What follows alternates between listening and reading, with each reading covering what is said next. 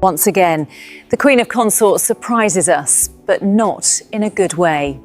Made lurid and false claims about the royal family, which played on her fears and fueled paranoia. For years, Diana's private vault had remained untouched. Sealed behind rules William believed no one inside the royal household would dare challenge. Then one missing heirloom changed everything. When Prince William learned that Queen Camilla had taken an object specifically marked as forbidden from removal, his response was immediate. He ordered the vault opened himself. But the moment that heavy door moved, William realized this was no longer simply about jewelry. It was about Diana. Before we go deeper into what this really means for the royal family, make sure to subscribe so you don't miss a single update. William stood before the entrance with anger behind a controlled expression. The protected vault was not part of the ordinary royal collection. It was a private archive preserving Diana's jewelry, letters, keepsakes, photographs, and family objects intended for her sons, rather than palace use. That distinction mattered, because removing anything from it meant crossing a boundary created to protect her wishes after her death. When the custodian arrived, the prince asked only one question: who authorized it? The man hesitated. William noticed. The silence cut deeper than an excuse ever could. William had unsealed Diana's protected vault because Camilla had removed a forbidden heirloom without his approval. But now grief began overtaking fury. He was not fighting over price, status, or ownership. He believed he was defending something his mother had deliberately set aside for her children. Queen Camilla, meanwhile, was nowhere near the vault, yet her absence made the unanswered questions heavier. Someone had let her take it. Someone had believed, or wanted her to believe, that permission existed. William opened the original inventory and found the line that changed the dispute. An inventory, in plain terms, is the official list recording what is stored, who controls it, and what restrictions apply. Beside the missing heirloom sat a handwritten instruction stating that the piece was never to be worn by a future royal consort outside Diana's direct family line. The future king read it twice. Then he checked the removal entry and saw something worse. The object had left storage before anyone had notified him. William moved to the compartment where the heirloom belonged and stopped. The empty fitted space made the violation simple. He gripped the cabinet edge, said nothing, and let the silence settle around him. Camilla had the piece, but that no longer proved she had knowingly crossed the line. The possibility now facing him was darker, in a different way. Perhaps the Queen had been told she was entitled to it. And once William learned whose authority Camilla believed she was acting under, the missing heirloom became only the beginning of the crisis. The confrontation could never be understood through titles alone. For William, the heirloom carried the weight of a mother whose memory had followed him into every stage of royal life. For Camilla, it represented something very different: acceptance, permanence, and the authority of her present position. The object lying between them, therefore, carried decades of unresolved history. One person saw inheritance, another saw royal entitlement, and neither was prepared to surrender what that symbolism meant. William carried a responsibility far beyond sentiment. Within this dramatized account, he served as guardian of selected pieces from Diana's protected personal legacy, giving him emotional responsibility and practical authority over objects reserved for her descendants. These were not simply jewels moving through palace wardrobes. They were private family possessions, tied to memories and instructions. To William, Diana was never merely a global figure. She was his mother, and unauthorized handling of something she protected felt like a boundary crossed inside his family. Camilla felt the wound differently. As queen, she stood at the center of a household where senior staff could assume she had broad access to historic royal jewelry. The title of queen, in simple terms, placed her beside the reigning monarch with major ceremonial authority, even when private ownership remained separate. Camilla believed years beside Charles had secured her place. Yet William's intervention carried a painful message. Some doors inside this family might never fully open for her. Catherine, Princess of Wales, became the quiet link between memory and proof.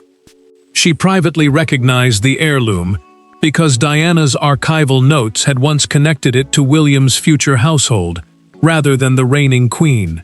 An archival note is a preserved written record explaining how an object should be handled. Catherine told William what she remembered during a private conversation, and he immediately understood why the piece had seemed familiar. Her memory did not settle the dispute.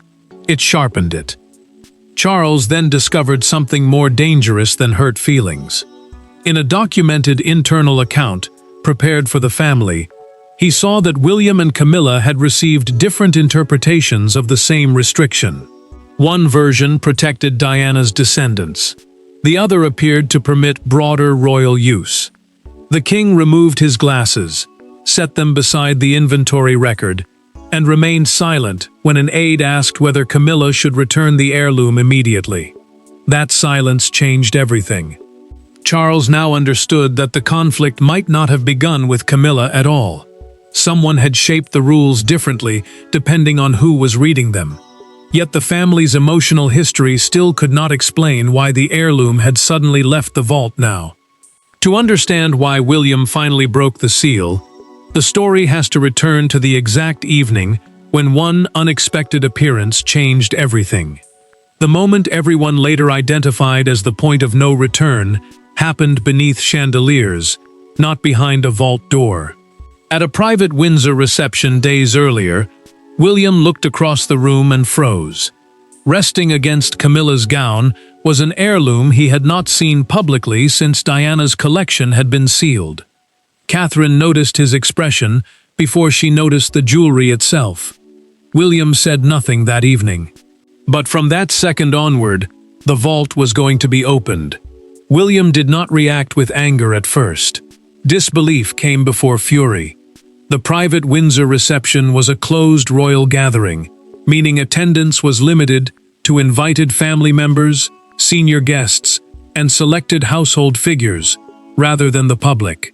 That mattered because Camilla's choice could have remained unnoticed outside those walls.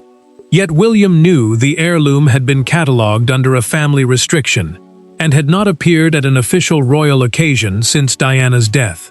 Catherine, Princess of Wales, saw the change in him immediately. William stared at the piece, then looked toward her, as though asking for confirmation without saying a word. She recognized it too. Catherine touched his arm and quietly urged him not to confront Camilla in front of the guests. William listened, but the restraint cost him. For him, the object was not decoration. It was something his mother had deliberately removed from ordinary royal circulation. The reception ended, but William's suspicion only deepened. He requested the vault access log, a record showing when protected objects leave storage, who approves the movement, and when they are returned. The prince found an entry linking the heirloom's removal to the queen's household. Camilla had apparently received it through official channels. Yet the approval contained no direct signature from Charles, William, or the family trustee responsible for Diana's collection. That missing authorization changed the entire meaning of the night. William no longer knew whether Camilla had knowingly crossed the restriction or whether someone had assured her the restriction no longer mattered. Either possibility was dangerous. One suggested deliberate defiance. The other suggested that somebody inside the household had quietly rewritten the rules around Diana's legacy. William finally stopped Queen Camilla in a private corridor before she entered another room. He looked toward the heirloom and kept his voice low. "That should not be outside the vault." Camilla froze, then answered with equal control. "I was told it was cleared." William said nothing more, but her words gave him exactly what he needed. A reason to investigate. The first warning had been whispered in a corridor. The next time William and Camilla faced each other, neither intended to whisper. There were no photographers, no courtiers lining the walls, and no ceremonial smiles to hide behind. William asked for the meeting to happen privately. Camilla entered expecting an argument over procedure. Instead, she found Diana's inventory record already waiting on the table. William did not raise his voice at first. He simply pointed to the restriction beside the heirloom's name and asked Camilla to explain why she had worn something his mother had specifically protected. William had arranged the meeting only after confirming that no clear authorization existed for the heirloom's removal. The inventory record was the formal list, showing ownership, restrictions, and approved handling of protected objects, and this version left little room for confusion. Diana's fictional instruction reserved the piece for her direct descendants and blocked later royal consorts from using it. That mattered because William was no longer arguing about taste or symbolism. He was confronting a written boundary that someone had crossed. Camilla refused to accept what she believed was an accusation of deliberate disrespect. She told William, in their private conversation, that she had been assured the heirloom had entered the broader royal collection and could be worn through normal household approval. The royal collection, in simple terms, referred to historic items managed for official royal use rather than private family possession. Camilla insisted she had acted in good faith. William answered that intention did not erase impact. Wearing the piece had turned a family boundary into a public statement. The tension sharpened when Camilla finally named the senior household official who had advised her. According to her account of the meeting, that official had said the restriction became obsolete after Charles became king. William stared at her, then opened the archival copy. He revealed through the original record that no such cancellation existed. The line protecting Diana's descendants remained intact. The copy given to Camilla was missing that sentence. Camilla's anger faltered. William could see that the Queen was beginning to understand why he had called the meeting. She had relied on a version that appeared incomplete, but the damage had already been done. Camilla slowly removed the heirloom and placed it between them. "If you believe I deliberately dishonored Diana," she said, "then nothing I say will matter." William did not answer. His silence was colder than any accusation. William took the heirloom back under his control and ordered its immediate return to the protected vault. Yet the prince was no longer focused only on Camilla. Someone had altered, shortened, or replaced the version she had received. And that meant the real question had shifted. Their argument ended with the heirloom returned, but the real battle shifted instantly from emotion to authority. Returning the heirloom did not solve the problem. It created a more dangerous one.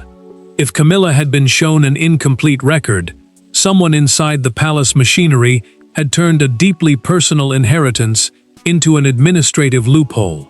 William now wanted names, dates, signatures, and authority. Charles, caught between his wife and his son, suddenly faced a decision no constitutional briefing could make easier: protect household stability, or validate William's demand for accountability. William pushed immediately for the full chain of custody.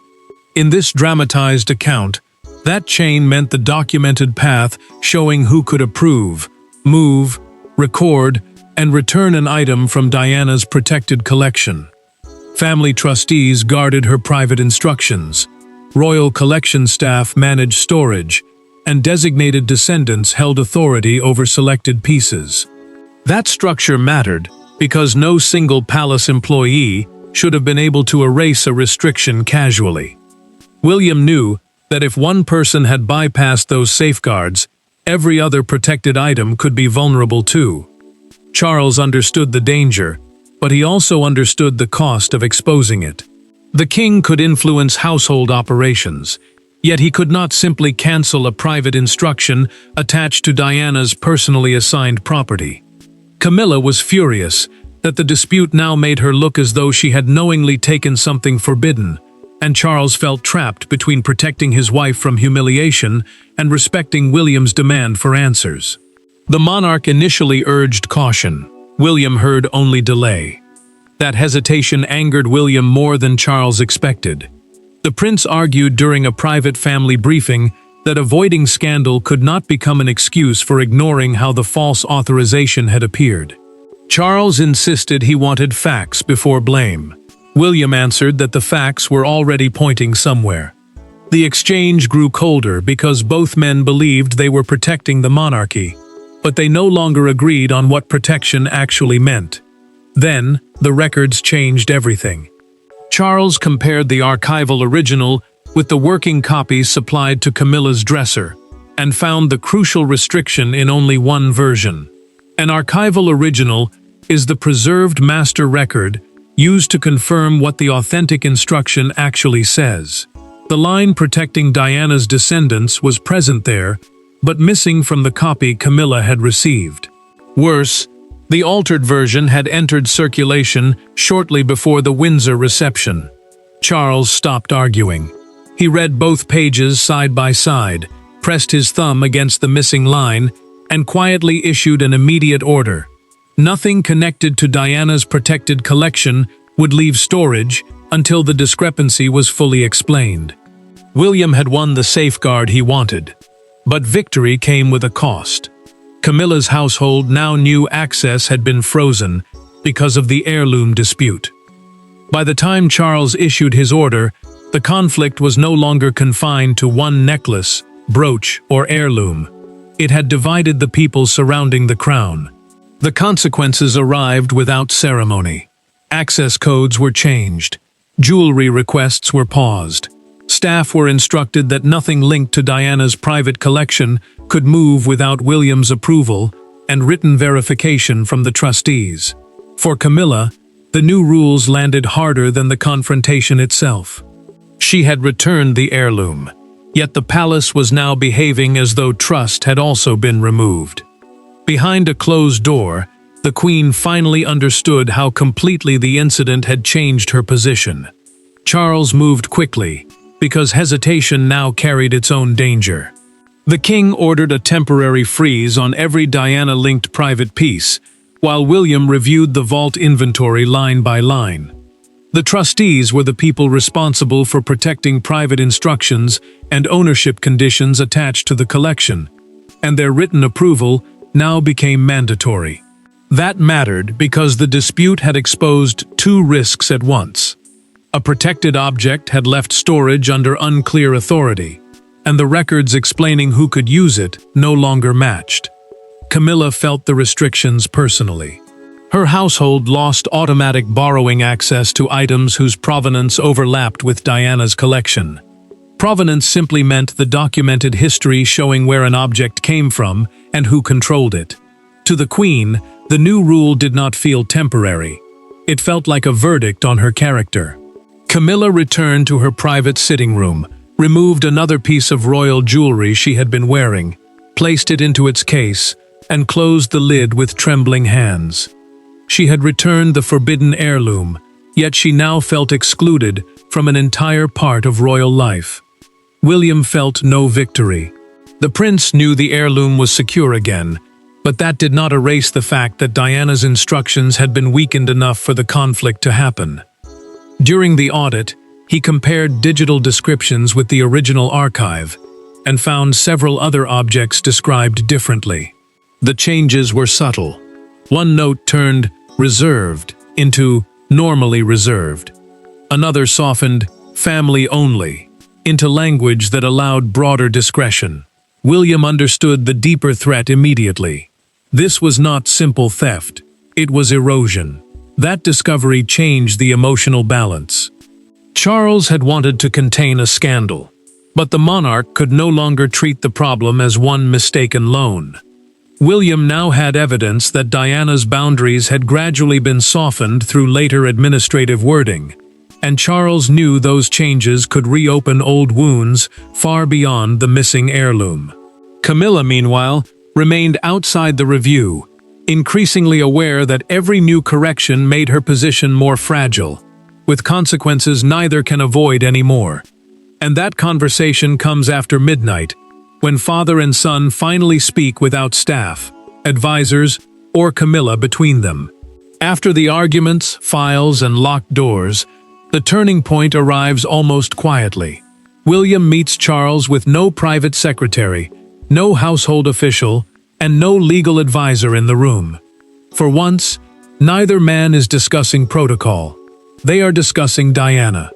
William tells his father that the vault was never important because it contained expensive objects. It mattered because it contained boundaries Diana created when she could no longer protect them herself. Charles finally stops defending procedure. Charles listens differently this time. The audit has confirmed that the archival restriction was genuine, meaning the original preserved instruction had not been cancelled or replaced. That matters because William is no longer arguing from memory or emotion alone. He has proof that Diana's wishes were clear. William tells the king during their private conversation that his goal was never to humiliate Camilla. He wanted to stop future households from slowly weakening instructions that had once been precise. William then admits what he had avoided saying. Seeing Camilla wear the heirloom reopened emotions he believed he had learned to control. The prince tells Charles that for everyone else, Diana's belongings might look like pieces of history, but for him, they are connected to a mother he lost too early. Charles does not interrupt. He understands that his first instinct, to contain the scandal and protect institutional stability, made William feel that Diana's wishes were being treated as inconvenient again. The silence between them changes. Charles acknowledges that mistake in the same private conversation, and tells William that Diana's restricted pieces will be permanently removed from routine household borrowing procedures. Those procedures are the normal internal rules used to request royal objects for official use. The king goes further. He agrees that items explicitly reserved for Diana's descendants will remain under the final authority of William and Harry's family lines, not whichever royal consort happens to hold the highest household position. Charles walks toward the window and remains quiet for several seconds. Then he says the words William had needed to hear from the beginning. "Your mother's instructions should have been enough." The prince does not answer immediately. His anger does not disappear, but it finally begins to loosen. Charles has not erased the pain, and William has not forgotten the violation. Still, father and son have reached something stronger than a procedural compromise. They have agreed on the boundary Diana wanted preserved. That agreement settles the question inside the family, but it comes too late to keep the story private. By then, details of the vault review have already begun moving beyond palace walls, and one public image is about to define everything. By morning, the monarchy's private struggle over Diana had become a public symbol almost impossible to control. The public did not see the private meetings or hear the words exchanged behind palace doors. What they saw instead was something simpler and far more powerful. William leaving Windsor after the vault review, expression rigid, while photographers captured a locked red jewelry case being carried separately behind him. Within hours, the image dominated television coverage. To millions watching from outside, the story was no longer about palace inventory. It had become a son visibly reclaiming control over his mother's legacy. William understood immediately that the dispute had escaped the family. The palace issued a short confirmation, saying that access arrangements around Diana's private heirlooms had been reviewed after an internal disagreement, without describing the conversations behind it. A palace confirmation, in simple terms, is an official statement released by royal staff to establish what the institution is willing to acknowledge publicly. That mattered because the statement confirmed enough to fuel the story, while leaving the emotional details untouched. Public attention turned toward three people almost at once. William was seen by many as the son protecting Diana's wishes. Camilla became the symbol of the present monarchy, colliding with the memory of the past. Supporters of the prince praised his refusal to let private instructions be weakened, while others defended the queen and argued that she appeared to have relied on faulty guidance from inside the household. Camilla, already shaken by the restrictions, now faced judgment from people who had never heard her private explanation. Charles found the coverage painful for a different reason. The king watched broadcasters reduce a complicated failure of records and authority into another direct comparison between Diana and Camilla. He knew that every headline reopened an old emotional divide. Yet the reporting soon shifted. Television discussions began focusing on the missing restriction in the working inventory, and the question became less about whether Camilla had acted deliberately and more about how the palace had allowed two conflicting versions to exist. That shift forced action. The palace announced that Diana's restricted heirlooms would now be catalogued separately, with family-level approval required before any future use. Catalogued separately meant those objects would be recorded under a distinct protected system, instead of being mixed with pieces available for routine royal borrowing. William finally had the safeguard he wanted. Camilla, however, still had to live with what the dispute had made her represent. Outside Windsor Castle, a small crowd gathered near the gates carrying flowers and photographs of Diana. One handwritten card appeared repeatedly across television coverage. Her wishes still matter. Charles saw it. William saw it. Camilla saw it too. And when the final decision is made, it changes not only who controls the heirloom, but how the family chooses to remember the woman who left it behind.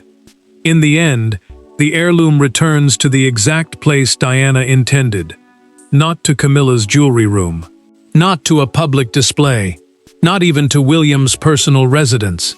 It goes back inside the protected vault, beneath the original restriction carrying Diana's wishes. The crisis ends not with someone winning, but with a boundary finally being respected. William gets the protection he demanded. Camilla receives something different. Acknowledgement that she was misled, but not permission to cross that line again. William accepts the final record without triumph. The original archival instruction is restored as the controlling document, meaning the preserved master version once again decides how the heirloom must be handled. Every later summary is corrected to match Diana's restrictions. That matters because the dispute is no longer vulnerable to changing household language, and because the piece can never again drift quietly into routine royal use. William finally knows the rule protecting his mother's wishes cannot be softened by convenience. Camilla faces a harder truth. The Queen accepts that she did not personally alter the record, and William accepts the same, allowing his anger to separate from the belief that she deliberately targeted Diana's memory. But Camilla also understands that returning the heirloom is not enough. Respecting Diana sometimes means accepting a boundary that excludes her, regardless of title. The realization is painful, yet it ends the argument more honestly than another defense ever could. Charles makes the settlement permanent through a formal household directive, a written order that sets the rules staff must follow from that moment onward. The king approves a safeguard, stating that whenever routine practice conflicts with Diana's original instruction, the archival document wins. Charles also supports William's decision not to claim the heirloom for himself or Catherine. The prince leaves it where Diana intended, proving that possession was never the point. For him, restraint carries more meaning than victory, because honoring Diana requires leaving something untouched forever. William returns alone to the vault and places the heirloom back into its fitted space. He closes the compartment, rests his hand on the door, and turns the lock. In that final moment, the conflict becomes something larger than jewelry. Camilla leaves chastened. Charles leaves more aware of the emotional limits of royal authority. William leaves strengthened as guardian of Diana's personal legacy. The vault closes again, but this time there is no uncertainty over who Diana intended to protect, what she intended to preserve, or why William was willing to reopen an old wound to make sure her final boundary remained intact. Thanks for watching. Please don't forget to like and subscribe, and we will see you in next one.